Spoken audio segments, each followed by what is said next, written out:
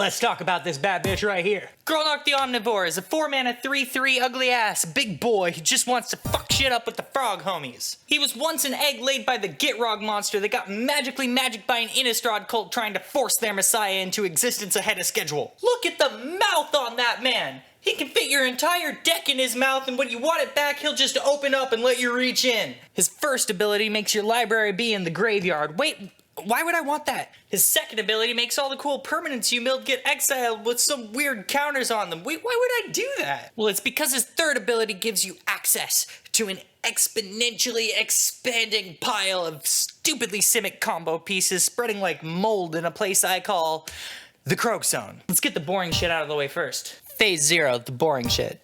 We got Soul Ring, we got Signet, and we got Greaves to protect our frog god because this whole thing falls apart without him. Here are some lands.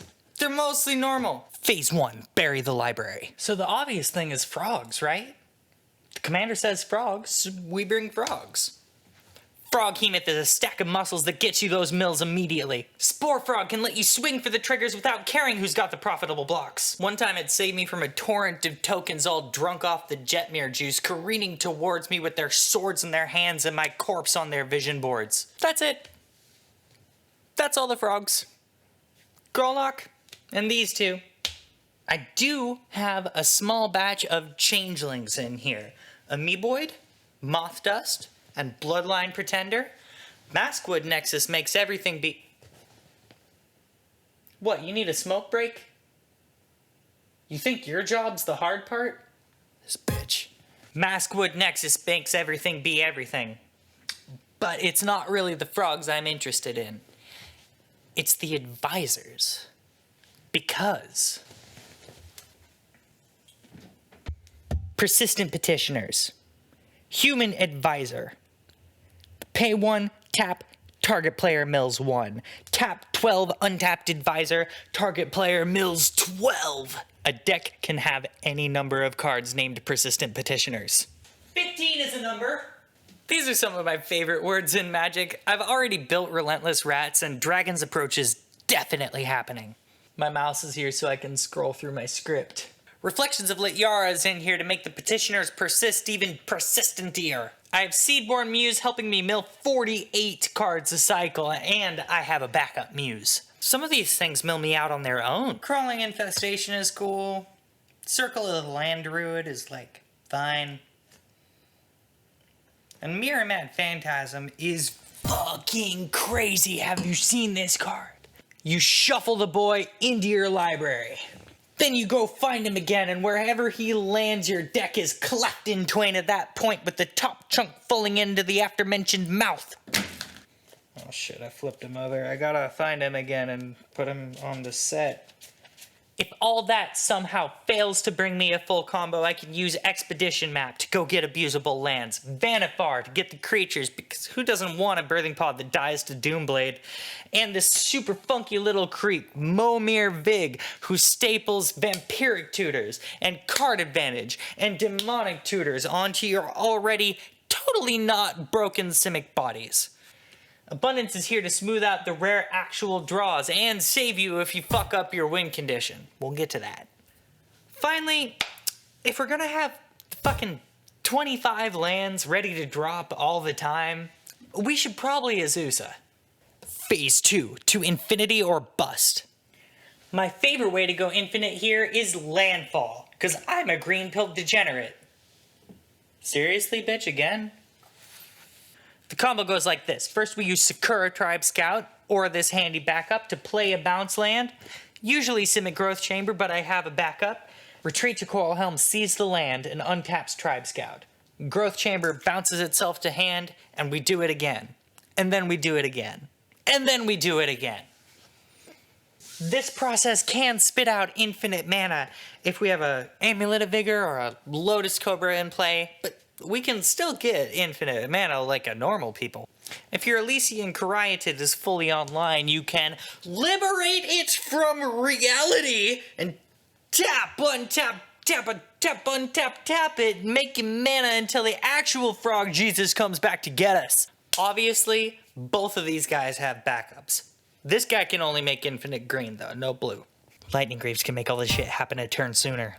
Now for a while I've been considering Mesmeric Orb for this list, thinking the petitioners could mill me again on their way back up, but I knew walking around with this particular bling would get me killed. Then just last week I realized I'm already doing infinite untaps. Remember all that shit I just said? With the freed engine running, this shiny ball can mill me all the way down to the table. It's so can cringe, Nylea. And then I just win, right? I have all my pieces. How do they win? Phase 3, bring me my crown. First up, infinite landfall means infinite attackers with rampaging Baloths. If Maskwood is out, these sweet beasts count as advisors. Or frogs, if you're into that. If Kodama the East Tree sees these tokens, it does a high-effort imitation of the freed scout, enabling the bounce land bullshit in the first place. It's a backup for an engine that already has 2 backups. Tatiova shows me the table and makes my life total look like the ABV on Everclear. On days where I feel like just smashing, I can turn infinite green into infinite leaf breathing with based Nylea. But the most obvious and easily supported way to find the win is drawing from an empty library with Jace, who is my backup Ladman.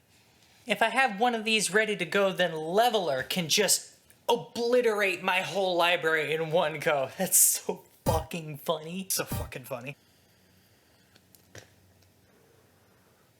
Get back to work.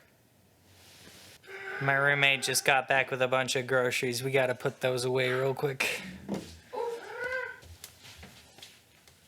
I'm back, but now I'm wasted on pot. It's Christmas Eve, by the way. Merry Christmas. Finally, the biggest build around in my deck is this sexy little 10 mana I win button called Primal Surge. When it resolves, I get to flip cards off the top straight onto the field until I hit a non-permanent. But there won't be any, 'cause this is the only one I brought. One round of applause later, I'm fucking frolicking in an avalanche of ETBs and Tatiova triggers that will kill me if I forgot to Jace. It's happened. It's happened. This is where Abundance could have saved my hide. Why weren't you there for me, Abundance? If you look closer at Grolnok, you'll see he cannot exile Primal Surge. Just stays in the yard. So I brought these 3 pieces to bring it back, and Tamio can even help me dig in the mid-game. Phase 0 that comes after 3. This deck has undergone some serious Theseus. Every once in a while, my foot still goes through a rotted floorboard. Why the fuck was Mechhanger in here? See, I used to have this little copy sub-theme going on, but now it's just Progenitor Mimic and Spark Double, and those I'm gonna shift over to my Ivy deck as soon as I find worthy replacements. From the comments under this video, the last card in this deck is the Bears of Lityara, which helps me out a little bit with the advisors. Ledger Shredder. I need Ledger Shredder. Okay, Spark Double is gonna become Ledger Shredder tomorrow. Phase, not a phase. Pop off like no one's watching. Because if they are, they'll make me stop. And I don't want to stop. I'd describe this deck as a Lego cannon. I have literally no way to defend myself outside of the Greaves and the 3rd chapter on Bears of Lit, so if you've seen my deck kick your ass before and you were paying attention, it's not hard to force quit my combos on startup. But I'll probably put you on the ropes again next turn. When the Lego cannon breaks, you flip to a random page in the little booklet and start clicking shit back together. Also, my ex did the art on these sleeves. They have an Instagram. It's right here.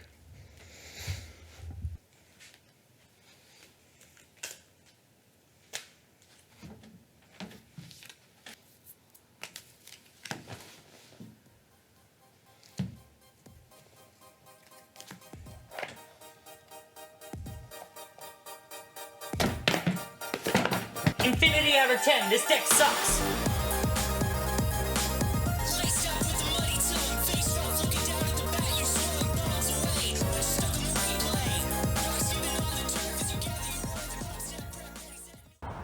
I just found out about Reality Top combo. So we need Sensei's Divining Top and Reality Chip attached to a creature.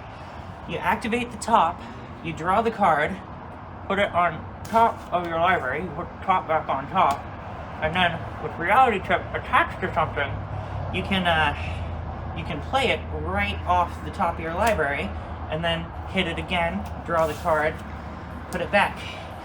You keep doing this. If you have infinite mana or something that makes your artifacts cost one less, you can just pick your entire deck up straight into your hand.